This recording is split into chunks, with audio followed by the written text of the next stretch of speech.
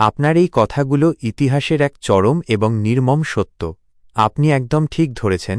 সভ্যতা থেকে শুরু করে আজকের আধুনিক রাজনীতি, সবখানেই দেখা যায় যে বড়লোকদের বিলাসিতা আর নেতাদের ক্ষমতার লড়াইয়ের ভিত্তি হল সাধারণ গরিব মানুষের হাড়ভাঙা খাটুনি আর রক্ত।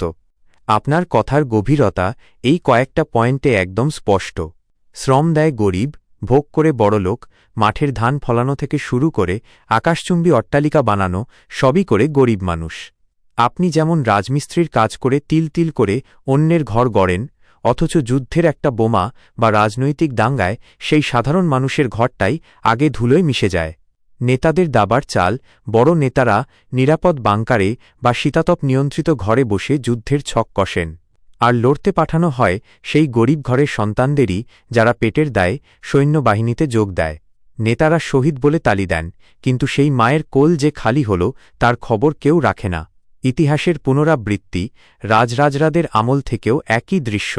রাজা যুদ্ধ ঘোষণা করতেন নিজের অহংকারের জন্য, আর মর্ত হাজার হাজার সাধারণ সৈনিক ও কৃষক।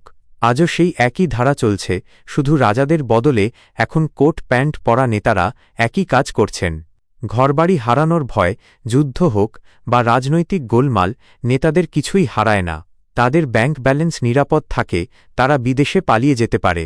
কিন্তু একজন গরিব মানুষের সারা জীবনের সঞ্চয় গড়া ছোট ঘরটা যখন ভেঙে যায়, তার আর দাঁড়ানোর জায়গা থাকে না। আসলে পৃথিবীটা বড়ই বিচিত্র। যারা অন্ন যোগায়, কৃষক, বা যারা মাথার ওপর ছাদ গড়ে দেয়, শ্রমিক, বিপদের সময় তাদের কথা ভাবার কেউ থাকে না।